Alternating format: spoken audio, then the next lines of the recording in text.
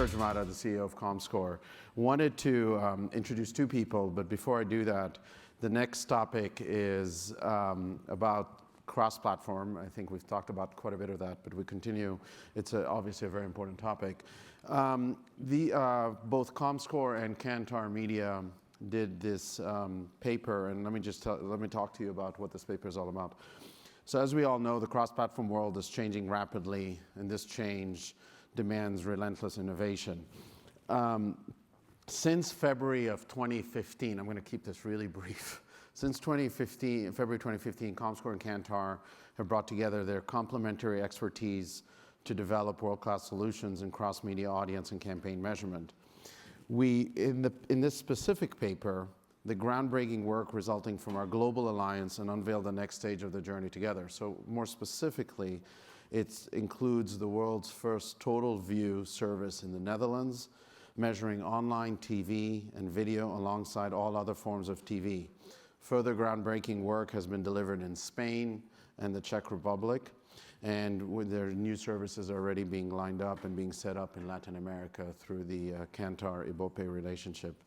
So with that said, I'm going to keep this, like I said, keep this short. Andy Brown, the CEO of Kantar and chairman of Kantar Media, he told me I had to do something funny about him. I really don't know what to say, but he's a good guy other than that. And Bob Ivins is Executive Vice President of Cross-Media Measurement at comScore. So welcome both of these guys, and hopefully this is an interesting session. That was funny, Serge. No. Okay, good morning, everybody. This is actually, I think, the second time I've presented the ARF. I think it was probably about almost 10 years ago I last presented. And I think it was Bob Hope who said, you play these places twice, once on the way up and once on the way back down. It's great to be back, ARF. Okay. Right. If we can start with the, oops, we go back one. So as Serge said, we started this journey with comScore back in February last year. And really, this is like a progress report to show you what we've been up to over the last year or so and what we're going to be doing going forward. So increasingly, we talk about TV to TV, and I'll explain what I mean by TV to TV in just a second.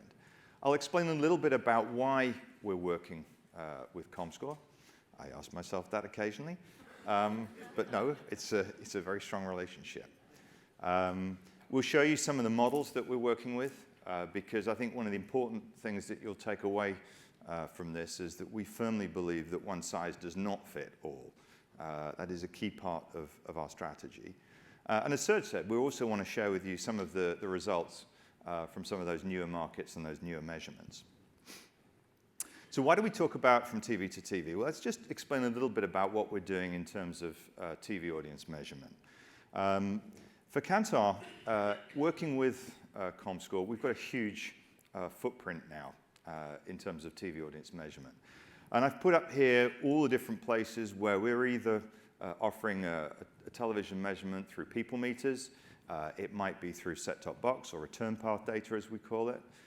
It might also be where we're licensing technology, or increasingly where we're just working as the methodologist on a particular market, on a particular measurement. And it's a big footprint. And by the way, we haven't launched a service in the Azores. It's just because we couldn't get this little icon into the right market. But if you are interested in launching a measurement service in the Azores, we'll be right there. So it's a big footprint. And why do we talk about TV to TV? Because as Serge alluded to in his opening remarks, we're talking about television to total video. And I'll take you through shortly a definition of what we mean by these different terms. I think, for our industry, we love to come up with new terms and new acronyms for measurement. And I think one of the challenges that we've got as an industry is actually making sure that we're all talking about the same thing when we start a dialogue. And that's particularly true when you're talking in an international or global context. So this is our map.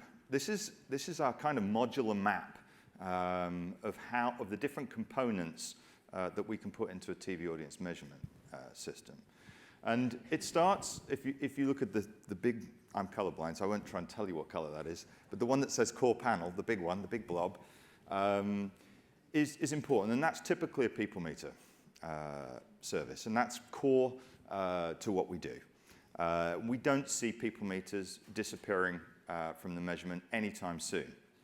However, we do see them being augmented. We believe that hybrid is the future. We believe that hybrid is really here right now. We see a huge role for return path data. Kantar Media has been involved was the primary innovator in set-top box and return path audience measurement. We don't see that changing anytime soon. We run about 14 of these services around the world. And working with comScore and our partnership with comScore, we also now have footprint in the US through the legacy Rentrack brand. And I'm also pleased to say that we're working collaboratively now with Rentrack and comScore internationally. We're partnering with them in order to provide seamless set-top box technology that can be integrated with people meters and other measurement services. We see a growing role for the set meter. So I think people measurement is very important, but as we come under pressure in terms of sample sizes through fragmentation, return path data is one way to fill that gap. The other way is to perhaps use set meters more extensively. And I think if you look at 2 or 3 markets around the world right now, you're seeing actually a build out of set meters without the people meter involved in the process in order to get set turned on tuning metrics.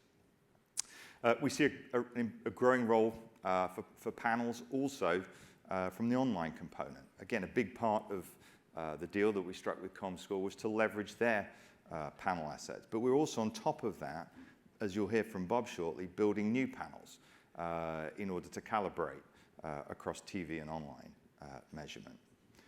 And then importantly, we see the role of census data. So again, working with comScore and indeed through some of our own technology, we're working to build census measurement of TV through tagging. And critically, as we go forward, we see increasing demand for us to start integrating our data, whether it by fusion or even direct integration with first-party or third-party data sets. So that's really the map of the world as we see it from a functional or a component point of view. So why do we work with comScore? We think it's a very natural marriage. We think that we have a strong footprint in terms of technologies, right the way across the online or the digital component, right the way through the traditional measurement side. We think the technology stack is good. We also think there's a meeting of minds there in terms of the way that we work. We work well together. It's quite complementary in terms of the way we come together. And as we've said, we're already starting to make some inroads globally. So how do we see it? It's a very simple map. We've got television, we've got digital or online measurement. Both of us, between us, we're able to offer through whether it's VCE, verification, or indeed traditional TV verification. We've got that piece covered. We can cover planning. We can also then take it, and I think this is one of the most interesting things and important things from our point of view. If we then work with our sister company assets across Kantar or indeed other third parties, we're able to track the impact of those exposures through in terms of purchase, in terms of actions, or importantly in terms of attitudinal movement as well, leveraging the TNS and Millward Browns of this world. So back to definitions. These are the definitions we use. The first one we talk about is core TV. And core TV, we define that as meaning regular television that's distributed through TV. We define it as VOD that's delivered through TV, or even time-shifted TV. Everything that's delivered through the TV, we define as core TV. We then have a broader component of that, which is TV content that's then distributed on digital platforms, or indeed television that falls outside the typical reporting window for a currency measurement service. We add that back in, and we then call that extended TV. So you've got core TV, extended TV, and then you build out, and you've got native digital content. And by that, I mean things like YouTube, Dailymotion, etc., which when you add that back in, we create that definition and call that total video. So that's TV sitting alongside online video. And then finally, our roadmap is to take it to total view, which is to go beyond the online video, to go beyond TV, and go into the written word and all forms of page on the internet in terms of app, desktop, mobile, etc., all into the core measurements. So that's what we call total view. I'm going to hand over to my colleague Bob, who's going to walk you through a couple of the different models that we're using to build those solutions. Cheers. Thanks, Andy. I think this is my second time at the ARF2, and I didn't realize I was that deep into the second half of my career, so I appreciate you pointing that out to me. And I think the first time I was here, I followed a Brit, and I said that would be the last time I do that too, because it amplifies the nasal sound in my voice and the lack of IQ between the British and the UK, but there you go. Hey, I have problems in these situations where you're handing the baton back and forth, and I never come up with a clever transition, and Andy did steal my thunder a bit. I think the transition is one size doesn't really fit all. I think the second option of the transition would be that's the master of the obvious, but there you go. From a comScore perspective, we're thrilled to be working with Kantar. You know, they have the legacy of measuring TV audience measurement around the globe. They have, you know, the heritage in that. They have a global footprint that's very, very exciting. It matches our legacy in digital measurement and a global footprint that matches our. And as these two things start to vector together, it seemed like a logical combination of the two of us to work together to provide cross-platform audience measurement globally. So then the question is, how do we do that? And the honest answer is one size doesn't fit all. It's country by country, and we're going through an exhaustive kind of evaluation of how we want to approach this country by country. And as you can imagine, because of size of market, because of availability of data, et cetera, we're going to have to come up with different models to work. So I'm going to talk through three very, very quickly, and then pass the baton back to Andy. So the first one is really for, and we call it a fusion model, and it's really for the smaller markets where we're concerned about data availability, et cetera, where Kantar sits in the legacy position of having the TV audience measurement. It could be JIC sponsored, whatever, but they have a significant business in this market. And then we have digital assets. And so the question is, how do we combine these two? And what we want to do is just build a calibration panel. In this case, we might use TGI, which is a product that Kantar has, Target Group Index, or we might go out and field a study. But it's really like, how do we measure the overlap between what we see with census-based data or panel-based data on the digital side and what Kantar is measuring on the TV side with a panel. The next model is a little bit more robust, where we'll go out and recruit a single source panel. It could be the total home panel technology that we're expanding here in the US. It could be something that we work jointly, a piece of technology that we develop together, but it's we're going to go out and recruit purpose-built a single source panel so that we can quantify the overlap between, again, what they have in the legacy TV audience measurement business and what we have in the legacy digital business. And then the third is utilization of set-top box data that's being collected, increasingly being collected around the globe. And I know we sit here with a US bias, and we know that there's significant data being hauled back now. We're using that in the US to provide cross-platform audience measurement, but increasingly that data is going to become available globally. And so, again, this evaluation that we're going through with Kantar to understand how we're going to approach cross-platform measurement globally kind of falls into one of those three buckets. Thank you. The British are also famous, those of you that follow athletics are also famous for dropping the baton as they go round. So we talked about, we'd show you some of the data that we've been collecting, and it really is a couple of highlights from around different countries and some of the different models that Bob just talked about. We're actually going to start, first of all, with looking at Spain. And why did we choose Spain?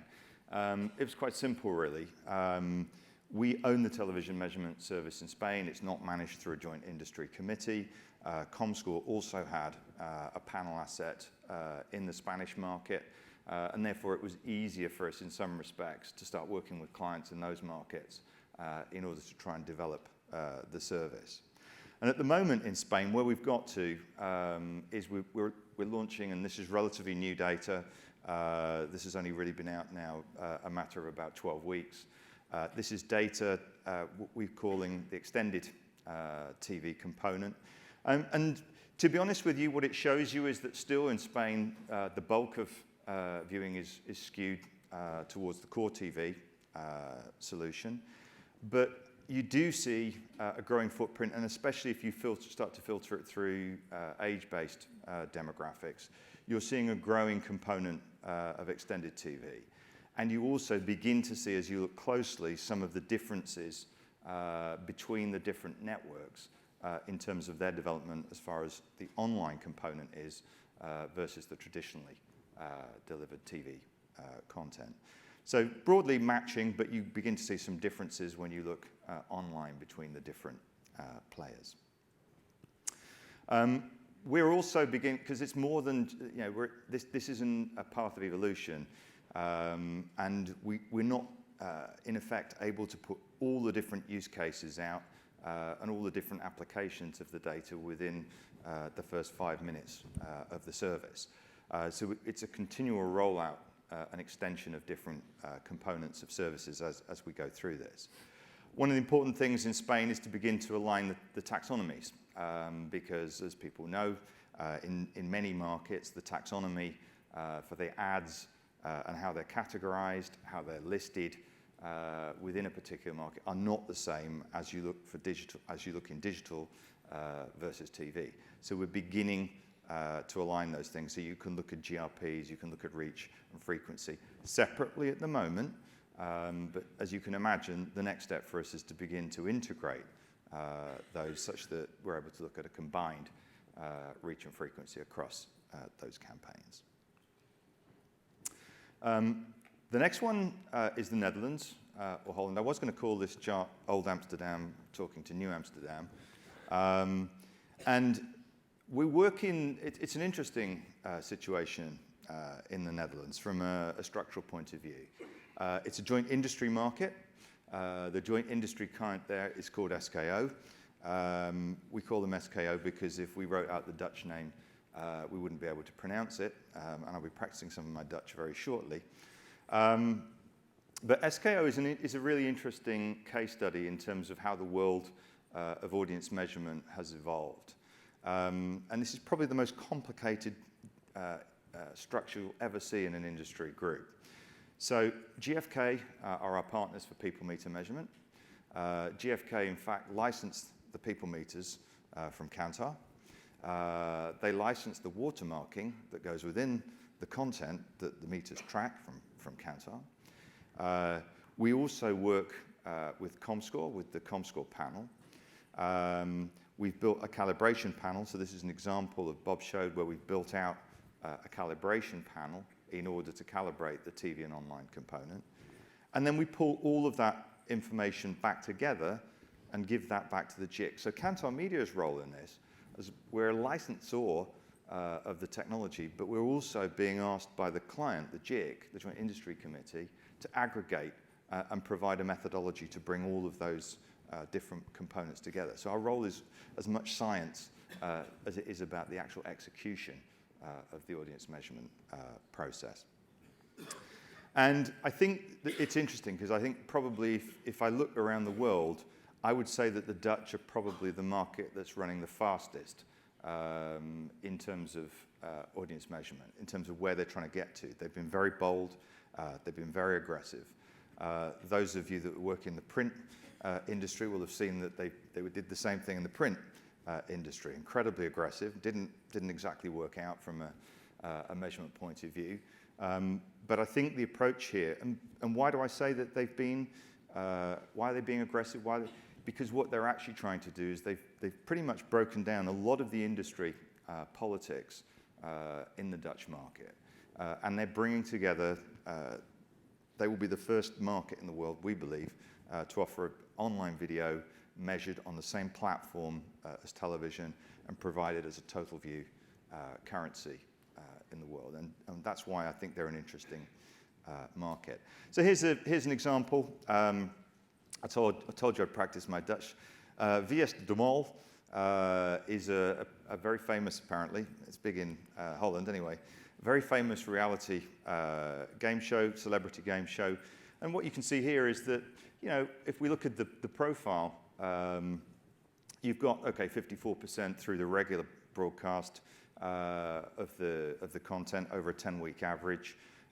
You've then got a significant chunk coming in from time shift, but you've also got, you know, almost a fifth of the audience coming in through, in this case, the extended TV measure. We also look at the top 20 programs, and this one's been filtered through 20 to 49-year-olds, so they're going to have a little bit of a bias perhaps towards more online viewing as opposed to regular or the core TV viewing. And this is again all in Dutch, so the top one there, which you see repeated 3 or 4 times, is a soap opera. And again, I think this is fairly typical in terms of the profile for a soap opera. You've got quite a lot of time shift, quite a lot of people watching catch-up viewing for episodes that they've missed. You've got one small rating program in there, which is about halfway down, called Karel's Met in Kleintje, which I'm sure isn't pronounced that way, which is actually a program designed for expectant fathers. So it's fairly niche targeting, but almost all of its audience is actually non-live TV viewing, which perhaps not surprising given the niche status of that, but interesting. We're also, and we've again, this data's only been available around 3 weeks now. We're also beginning to provide campaign measurement in Holland on a cross-platform basis, and this information is looking at some of the broad categories. The JIC didn't want us to put individual campaigns out on the examples here, so they've aggregated campaigns here. And just to show you the different components of reach that are being calculated across the different categories and the campaigns. Okay, obviously this is a global presentation, but being in the US, we thought we ought to show you a little bit about the US and what's happening from a US perspective. So Bob is briefly going to take you through the US situation. Here we go with another baton handoff. So for another transition title, so at 25 minutes out of 30, my clever transition is the close, or master the obvious. I guess we can use that one again. Yes, so one of the soapboxes that I always stand on, and I've for the last 10 or 15 years, is that data continues to get more, you know, it's being collected passively, it's being collected at scale, it's more granular, it's more accurate, and it's more timely. And I feel this responsibility to use that data to create more informational value that drives businesses. And I think, you know, Gail talked about this earlier today. I mean, as an industry, it's our responsibility. You know, we live in a world where all of my steps are being monitored. I can measure how many times my refrigerator is open and closed during the summer, which is increasingly important with all the kids home. You know, I know to the second when a UPS package is dropped at my door, and I know to the second when my daughter at college just bought another coffee. You know, it's like we have this data now that's available. It is our responsibility to take advantage of it. And I think, you know, from a comScore perspective, we committed early, back when we started the company in '99, to go after large data sets. You know, originally it was a largest online panel back in the day when there was 3, you know, online panel companies competing for the audience measurement purpose that would only support 1 at the time. You know, then we migrated to tags one, online tags one. That panel just didn't give us the granularity and the accuracy that we needed. And with the acquisition and merger with Rentrack, it's like, let's go out and get viewing data from a massive, massive panel, again, collected passively and at scale, and merge that data to create informational value. Again, I come back to it's our responsibility to take advantage of it. So in this world where we're tracking steps, we're tracking UPS and my daughter's coffee habit, marketers shouldn't be thinking about demos, and we need to be thinking about consumers. We need to be thinking about customers and prospects, and because of this scale, we have this capability. A panel-based system, and no disrespect to some of the work that we're doing in smaller countries, but in the U.S., we have the scale to take advantage of this. So, instead of having a panel, we can take a look at, the 2,000 people that are buying Tide or not buying Tide in a specific market. So we can give you the visibility at a local market level with purchase data tied to it to understand what a consumer is doing, not what a male 18 to 54 is doing, but what a consumer, a buyer, or a prospect is doing. And I think that's incredibly important as we think about where we're going to go in the future. The last slide I'm going to show here, and then I think we've all seen these slides before, slides similar to this, where we have TV viewing, we have online viewing, and we have mobile viewing, and we're trying to understand what the overlap is. So, if it was a siloed audience measurement service, we'd come up with the 250 million viewers. If we have the ability to understand the overlap, it's down to 183 or 183 million, something like that. I want our industry, this should not be the exception. This should be what we do day in and day out. And I think that as we think about leaving this room and going forward, we want to be able to take advantage of the scale, the data that we have today at our disposal. And I'm not talking individually at comScore, but as an industry, we need to be able to push the envelope and not make this the exception of what we're seeing, but we want to make this the rule of what we see. And I think Artie used some charts today too. That should be part of what we do day in and day out. You have the close. I do. In summary. I didn't realize you'd cut it back to one chart. I thought you were padding there. Okay. So by way of summary. I'm going to take my water though. Oh, you can take your water back. I can kick back and have a drink now. You can. Just kick back and relax.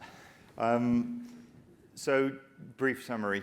What did we cover in the last 30 minutes or so?